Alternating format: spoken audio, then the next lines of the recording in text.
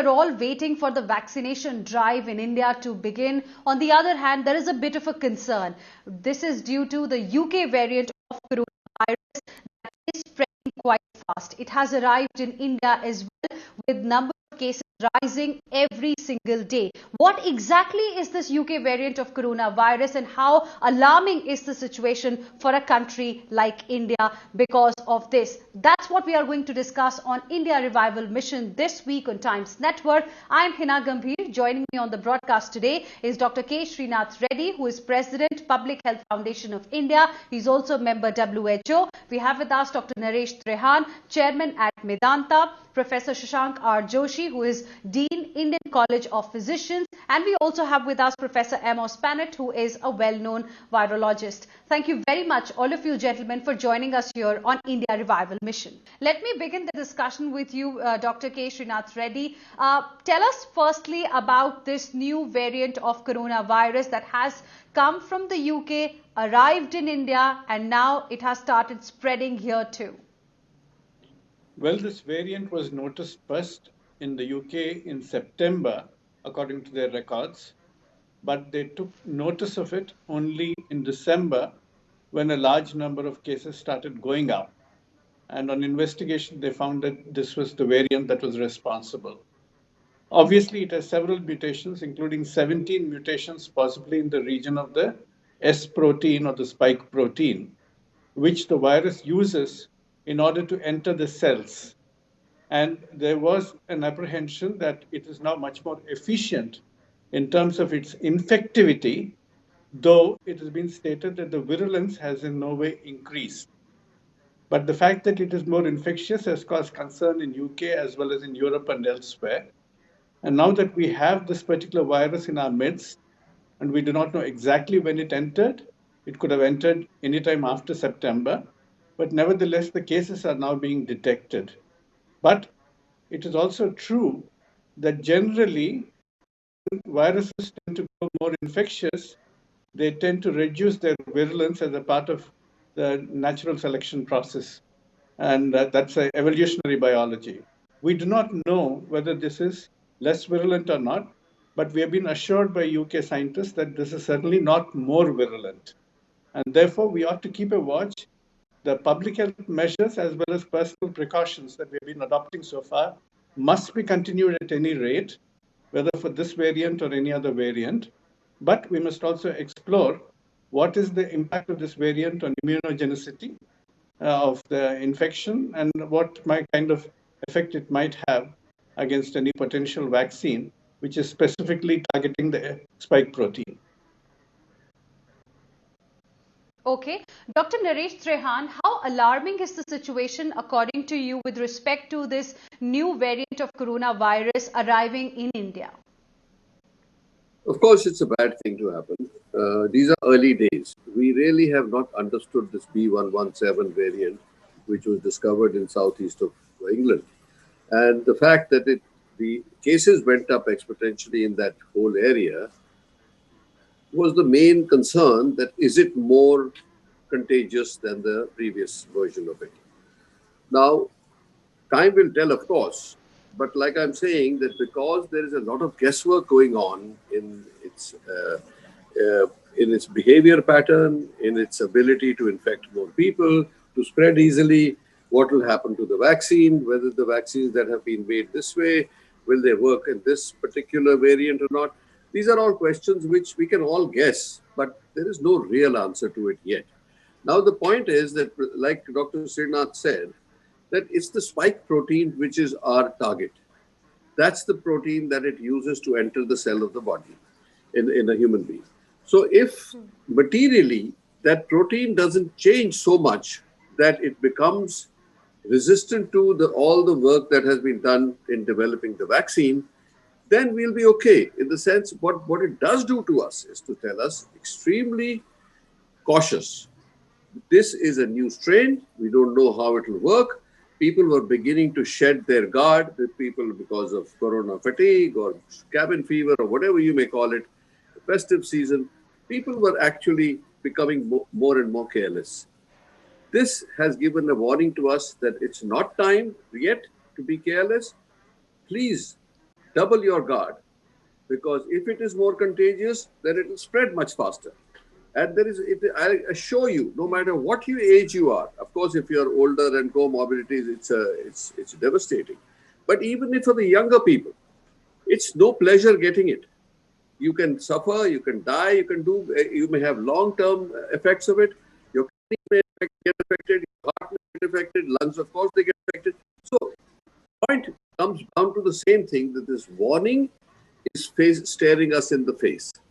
It's up to us to communicate to the public what the seriousness of it is. We should not underplay it, because if we underplay and we are wrong, we would have done a big disservice to our country and to our people.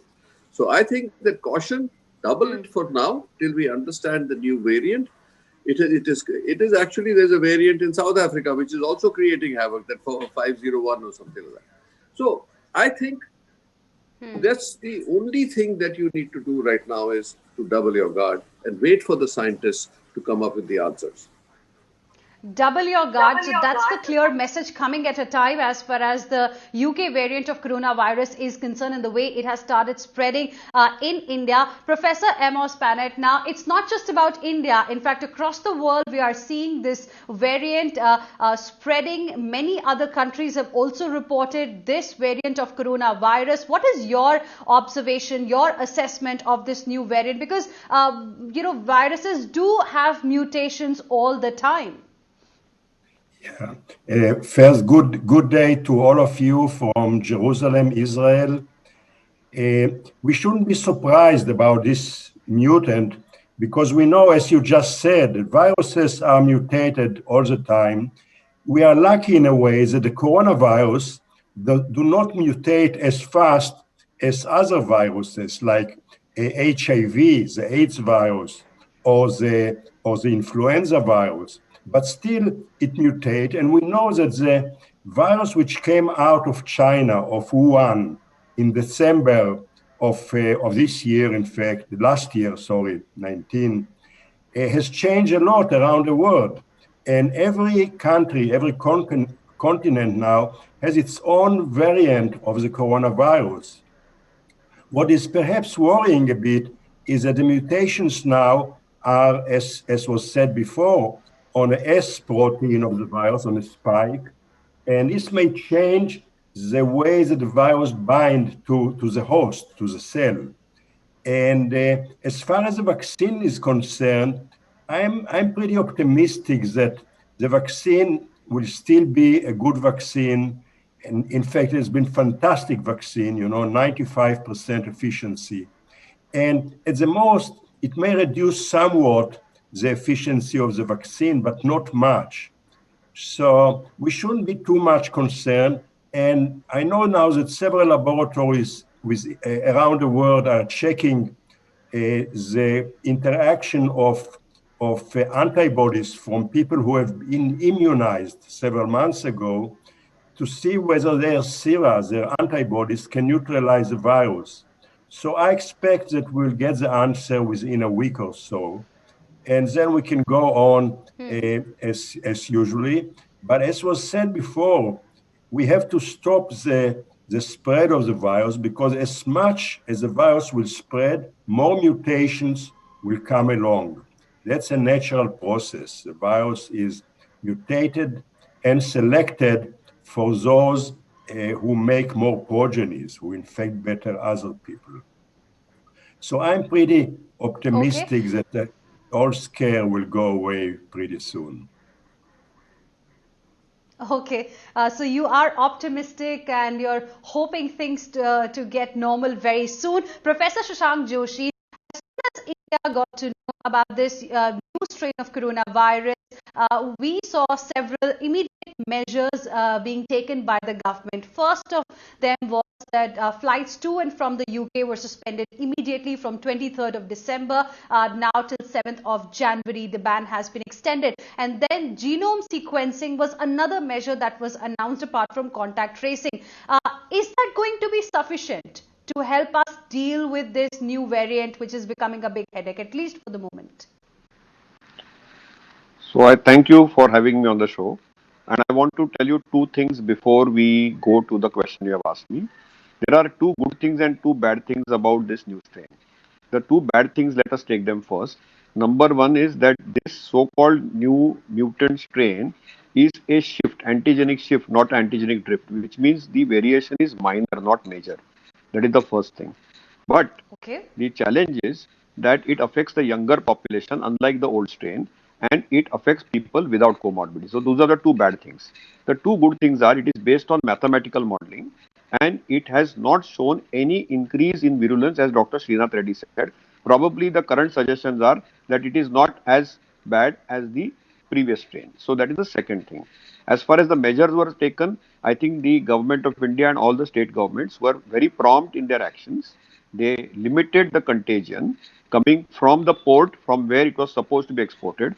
They have tried to do contact tracing of all the people who have come September onwards and tried to do a genome-wide surveillance. So whatever best in their ability and capability has been done, but we still need to be vigilant. We still need to continue our corona-appropriate behavior and corona-appropriate habits, and we still need the citizens to behave responsibly. I think government has done its best foot forward, but I think the citizens need to get out of the COVID fatigue, get out of the COVID rebellion, and become more resilient and cooperate with the authorities so that we can contain this pandemic better. Because I think now the ball is in the court of people at large who really need to adapt to stricter COVID appropriate behavior, including masking. We keep on saying that, but we see a rebellious mindset among people at large, thinking that COVID has gone, vaccine is around the corner, and really it is the people's movement now which is needed. I think government has done more than what it could chew. Okay. Dr. Trehan, now I want to ask you that, as all of you are suggesting that the way this virus came in the month of September first, the UK variant of coronavirus was first spotted in September. We are, already about a few weeks into it. So, how difficult is it going to be for the authorities here to be able to do genome sequencing of all those who have come from the UK who test positive? Do we have that kind of capacity with us? Well, we do have labs. We do have, the government has a lot of labs where this sequencing can be done. Now, it depends on what do we find down the stream. So if you say that 1,000 people came from UK, I don't know whether it's multiple thousands or thousands, only the government knows. Now, if that is the case and they have now contacted, 33,000. That's what the government is saying. how many? 15,000. 33,000 from 25th November till 23rd of December. 33,000 have come from the UK. You multiply it. If those people have not restrained themselves and felt that they did not have it, you can talk about multiplying 5-6 times. So to actually map the genome mapping of 100,000 people takes time. And the point really is, like said by previous speakers, while the government is doing what it's doing, while the frontline workers are really, I mean, you look at it, 10 months at it without tirelessly taking care of people, I think that there is certain responsibility the public has. If they don't do it, they'll be the one who suffer eventually, in spite of the government and the frontline health workers doing their job very well. So we know that there is no silver bullet. The only thing we have is those 3 behavior changes, which is not really so demanding. You just have to be a little careful. That's the whole thing. That why do you need to break the code? It's day and night, and I must actually compliment the media because you have stayed with it. Day after day, there have been shows actually addressing the issue, giving us the opportunity to communicate to the people what they need to do. So I think ultimately, there is a little bit, everybody will agree that there is a lot of guesswork in it right now. Professionally, I feel it is always better to be on the side of caution than optimism, because caution does not hurt you. Optimism can lead you down a dangerous path. So, yeah, we want to give some hope. I'm not saying there's no hope. There is hope. But till that hope materializes, till we really find out that we can actually contain this monster, we should be on our guard. No question about that in my mind. Because you need to spare yourself, your families, because you may infect the older of the people or the children. Then you'll suffer for the rest of your life saying, my guilt that I was responsible for my parent going away or something, that's not something that anybody wants to live with. So for God's sake, I'm addressing everybody that be be careful and more careful just for another 2-3 months till we know where we are at, till vaccine is rolled out in enough people.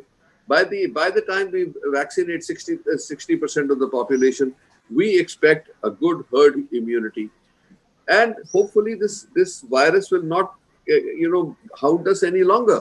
So 3 months, my appeal: do not change your Three behavior months. pattern right now. Be cautious.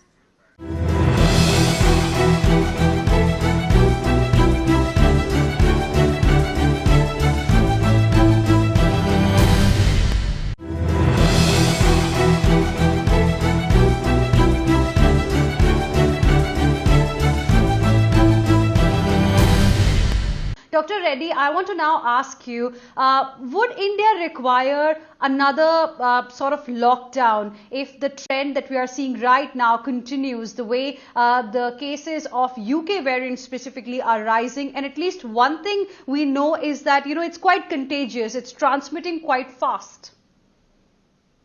Well, even if it is transmitting quite fast, as long as it's not virulent, I don't think we should really get scared or scare people. And we may get virulence from, variations from other places too. I mean, South Africa has also reported a variant. There could be variant from elsewhere too coming in. I think the important thing is to maintain our public health measures as well as personal precautionary habits as the main form of defense. It is like a goalkeeper in a soccer match or a football match. Whether the ball is coming from the left field or the right field, you still have to maintain your defense. It's not going to change your situation there. Therefore, I think alarming ourselves, going in for multiple testing, and feeling that we are going to be pushed into a lockdown, I think is not really justified. Okay. Professor Amos Panet, now I want to ask you, as Dr. Reddy mentioned about the strain that we are also seeing developing in South Africa, which seems to be slightly different. So what could really be the reason? Is it because of the climate, the conditions that, different strains, different variants have now started emerging in different parts of the world? And what can really be done to prevent them? Yeah, first, we cannot do much to prevent it, but to stop the spread of the virus. So we in Israel now are in a third lockdown, which is done in parallel with a very intense vaccination program. So all citizens above 60 will be vaccinated in a matter of a week or 2 weeks. So that's important too. But in parallel, there is a lockdown if the situation is out of hand. And I don't know whether in India, as I hear now, numbers are going down. So you are in a relatively good situation. We cannot do much to stop traveling around the world. And there is no way also to look now for all the 50,000 people who came from Britain since November, because most of them do not have the virus anymore.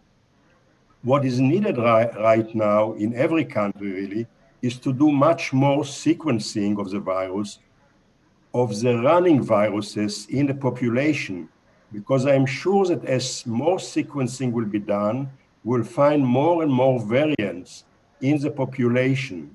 So some of it doesn't come from outside, but come from inside in each country. So that's very important now to know exactly how different mutants of virus are spreading, and then decide on a policy how to deal with it. And the only policy really that we have now is lockdown and really accelerate the progress of vaccination. Right. Professor Shashank Joshi, like we were discussing earlier about this issue of genome sequencing, in the recent measure that the government announced, government has asked for genome sequencing of all international travels who've arrived between 9th of December till 26th or 22nd of December, this 14-day period. Do you think it is going to be very necessary for the people who came in contact with these passengers as well, the co-travelers of these passengers who test positive? Absolutely. I think it is important to do genomic surveillance and contact tracing of the positives who were tested positive for the new variant. I think this is standard public health epidemiology which has to be practiced.